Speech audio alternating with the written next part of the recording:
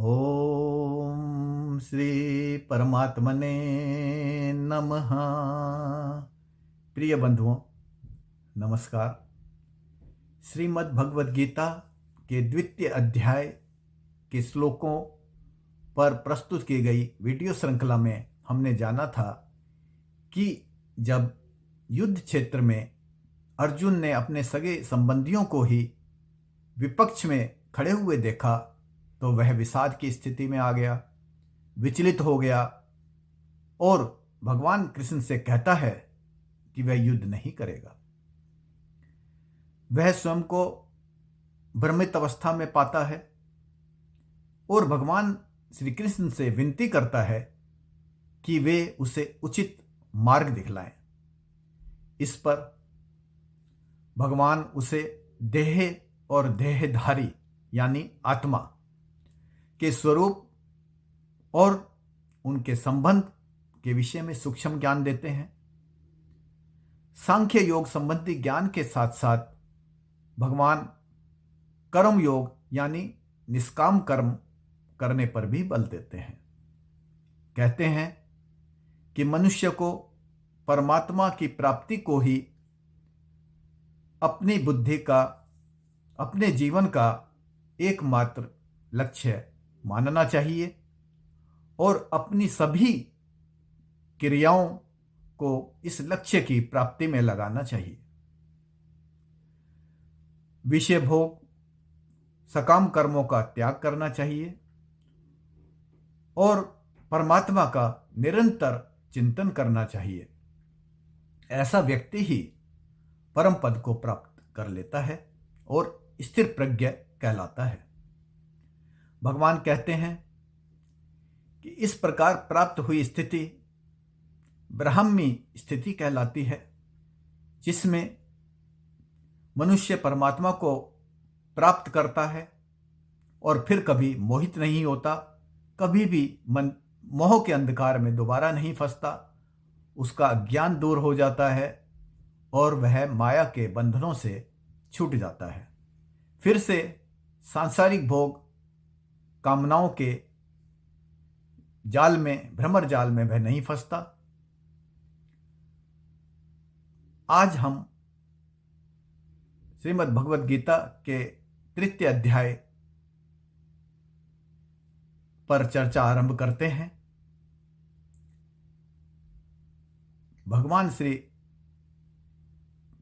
कृष्ण से अर्जुन कहता है, अर्जुन उवाच जायसी चेत कर्मणस्ते मता बुद्धि जनार्दना तत्किं कर्मणि घोरे माम नियोजयसि केशवा। हिंदी अनुवाद है, मानते हैं यदि आप क्रम से श्रेष्ठ बुद्धि को जनार्दन, तो फिर क्यों लगाते हो मुझको घोर कर्म करने में केशव। भगवान श्री कृष्ण से अर्जुन कहते हैं कि आपने जो कहा उसे सुनकर मालूम होता है कि आप ज्ञान को कर्म से श्रेष्ठ मानते हो, तो फिर हे केशव मुझे इस घोर कर्म में क्यों लगाते हो। अर्जुन युद्ध को घोर कर्म इसलिए कह रहा है क्योंकि युद्ध में वह हिंसा ही हिंसा देखता है और इस युद्ध में तो विरोधी पक्ष में उसके अपने ही माननीय, आदरणीय और प्रिय सगे संबंधी खड़े हैं। उनका वध करना उसके लिए बहुत ही मुश्किल ही होगा, सिर्फ मुश्किल ही नहीं अति निंदनीय भी होगा और वह इस कार्य को करना नहीं चाह रहा है। अर्जुन आगे कहते हैं, श्लोक 2, व्यामी श्रृणेव वाक्येन बुद्धि मोहयसीव में तद एकम वद निश्चित्य येन श्रेयो अहम आपनुयाम। हिंदी अनुवाद है, मिले जुले वाक्य आपके मेरी बुद्धि को मोहित कर रहे हैं, कहो एक बात निश्चित, जिससे कल्याण हो जाए मेरा। अर्जुन भगवान श्री कृष्ण से कहते हैं कि आपकी ज्ञान और कर्म संबंधी मिश्रित वाणी, मिलीजुली बातें मेरी बुद्धि को भ्रमित कर रही हैं। अर्जुन मोहित हो गया है, वह समझ नहीं पा रहा है कि वह क्या करे और क्या ना करे। इसलिए वह भगवान श्री कृष्ण से कह रहा है कि मुझे एक निश्चित मार्ग बताइए जिस पर चलकर मेरा कल्याण हो जाए। अर्जुन की बात सुनकर भगवान श्री कृष्ण कहते हैं, श्लोक 3, श्री भगवान उवाच। लोके अस्मिन् द्विविधा निष्ठा पुरा प्रोक्ता मया नघ, ज्ञान योगेन सांख्य नामा, कर्म योगेन योगी नाम। हिंदी अनुवाद है, कही है पहले मैंने 2 प्रकार की निष्ठा इस जगत में है निष्पाप, ज्ञानियों के लिए ज्ञान योग और योगियों के लिए कर्म योग। भगवान कहते हैं कि हे निष्पाप अर्जुन, इस जगत में अनादिकाल से यानी आरंभ से ही 2 प्रकार की निष्ठाएं मुझसे प्रकट हुई हैं, मैंने कही हैं। एक को ज्ञान योग कहते हैं और दूसरी निष्ठा कर्म योग कहलाती है। ईश्वर प्राप्ति के लिए जहां सांख्यवादी लोग ज्ञान मार्ग का अनुसरण करते हैं, वहीं कर्म योगी निष्काम कर्म का संपादन ईश्वर को स्मरण करते हुए करते हैं। दोनों ही मार्ग पृथक पृथक अवश्य हैं, लेकिन दोनों का परिणाम अंततः एक ही होता है। इनका लक्ष्य एक ही होता है, यानी भगवत प्राप्ति का लक्ष्य होता है। श्लोक 4 में कर्म करने के महत्व को भगवान कृष्ण इस प्रकार बता रहे हैं। न कर्मणाम अनरंभात निष्कर्म्यम पुरुषो अश्नुते, न च संन्यासनादेव सिद्धिम समधिगच्छति। हिंदी अनुवाद, निष्कर्मता पा नहीं सकता मनुष्य कर्मों को आरंभ किए बिना, और सिद्धि को भी प्राप्त नहीं कर सकता त्याग कर कर्मों को। भगवान कह रहे हैं कि कर्मों को आरंभ किए बिना, शुरुआत किए बिना कोई भी निष्कर्मता को प्राप्त नहीं कर सकता और ना ही कर्मों का त्याग कर सिद्धि को प्राप्त कर सकता है। अतः कर्म करना अति आवश्यक है। निष्कर्मता का अर्थ है कर्म करने पर उसके फल की उत्पत्ति का ना होना, और यह तभी संभव है कि जब कर्म को फल की प्राप्ति की इच्छा कामना के बिना किया जाए, यानी निष्काम कर्म। कर्म करें लेकिन फल की इच्छा ना करें। वहीं दूसरी ओर संसार के भोगों, वस्तुओं की प्राप्ति के लिए भी कर्म तो करना ही पड़ेगा। कर्म को त्याग कर बैठ जाने से कुछ भी नहीं होगा। हठ योग से इंद्रियों को उनके विषयों से दूर कर लेने मात्र से निष्कर्मता की स्थिति तब तक प्राप्त नहीं होगी जब तक मन को भी विषय भोगों के चिंतन से अलग ना कर लिया जाए। मन को सांसारिक भोगों के विषय चिंतन से हटाना ही होगा, वरना उन्हें प्राप्त करने के लिए इंद्रियों द्वारा किए गए कर्म सकाम कर्म की श्रेणी में आ जाएंगे और निष्कर्मता नहीं आ पाएगी। फलस्वरूप ऐसे सभी कर्म बंधन के कारण बन जाएंगे। अगले श्लोक में भगवान कहते हैं, नाहि कश्चित क्षणमपि जातो तिष्ठति अकर्म कृत कार्यते हि अवश्य कर्म सर्व प्रकृति जय गुण। हिंदी अनुवाद, नहीं रह सकता क्षण भर भी कोई कर्म को किए बिना, प्रकृति जन्य गुण वश में करके सबको करवा लेते हैं कर्म।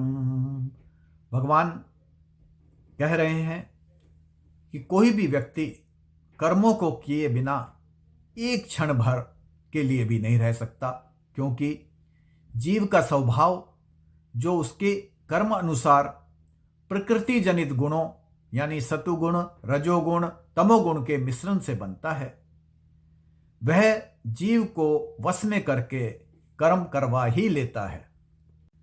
श्लोक 6 में भगवान कहते हैं, कर्मेन्द्रियाणि संयमय या आस्ते मनसा स्मरण, इंद्रियार्थान विमूढ़ात्मा मिथ्याचार स उच्यते।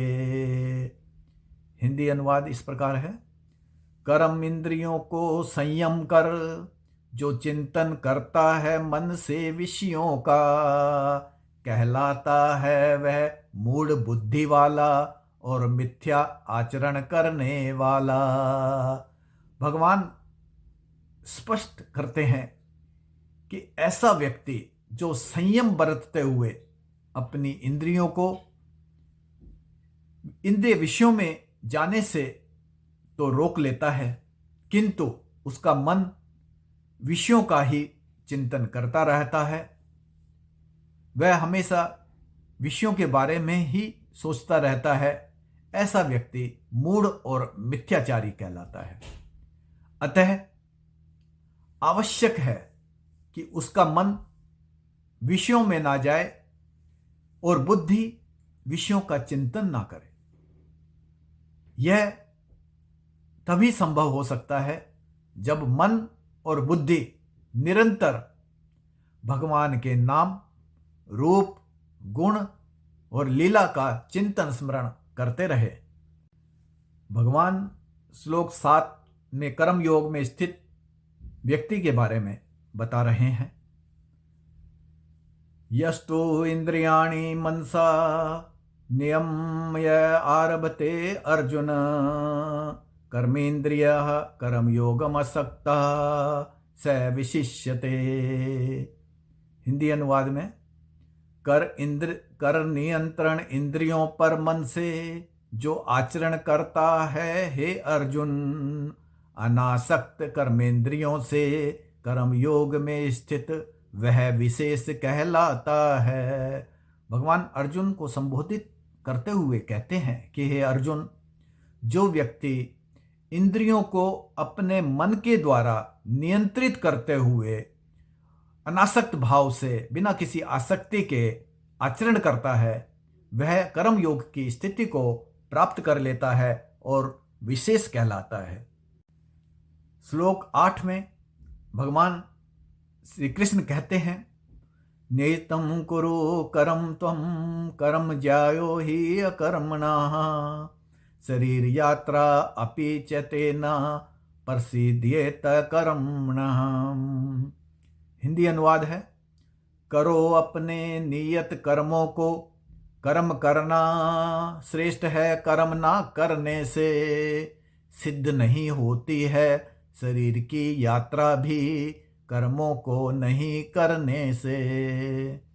भगवान अर्जुन से कह रहे हैं कि अपने नियत कर्मों को अवश्य करना चाहिए, क्योंकि कर्म ना करने से कर्म को करना श्रेष्ठ है। कर्मों को किए बिना तो शरीर की जीवन यात्रा भी संभव नहीं होती, अतः कर्म करना आवश्यक है। श्लोक 9 में भगवान बता रहे हैं कि कौन सा कर्म जीव को संसार से मुक्त कर देता है और कौन से कर्म व्यक्ति को संसार में बांध देते हैं। श्लोक 9। यज्ञ अर्थात कर्मणो अन्यत्र लोको अयम कर्म बंधना तद अर्थम कर्म कौन्तेय मुक्त संग समाचर।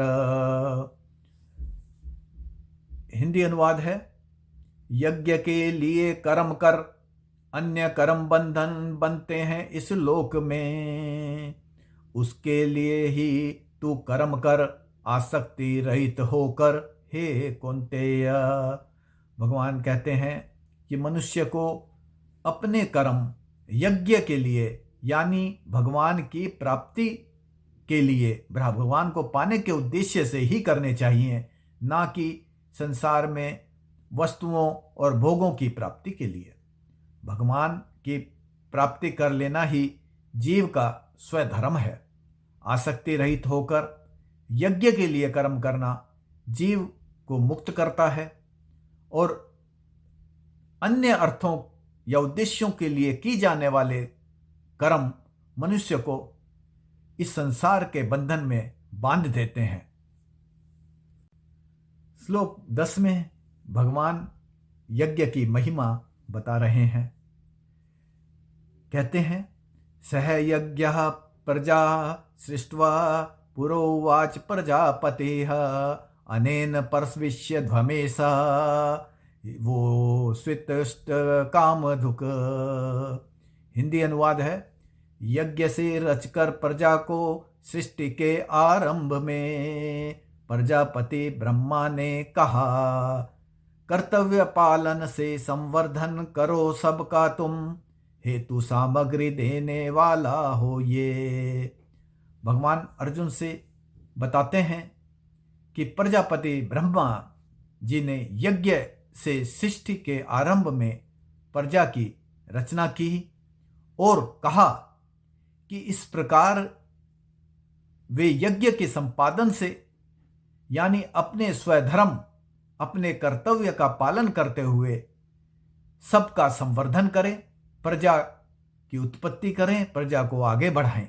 इस प्रकार किए जाने वाले यज्ञ उन्हें कर्तव्य पालन हेतु आवश्यक सामग्री उपलब्ध कराने वाले होंगे। आज की चर्चा को यहीं विराम देते हैं। आने वाले वीडियो में अध्याय 3 के श्लोक संख्या 11 से 20 तक पर चर्चा की जाएगी। अवश्य देखिएगा। अनुरोध है कि जिन बंधुओं ने अभी तक चैनल को सब्सक्राइब नहीं किया है, कृपया वीडियो के अंत में दर्शाए जा रहे चैनल के चिन्ह, लोगो जो सालासर बालाजी के मुखार बिंद के रूप में है, को टच करके चैनल को सब्सक्राइब कर दें, या फिर वीडियो के नीचे दिखाई दे रहे सब्सक्राइब बटन और घंटी के निशान को टच करके सब्सक्राइब कर दीजिएगा। बहुत बहुत धन्यवाद। नमस्कार।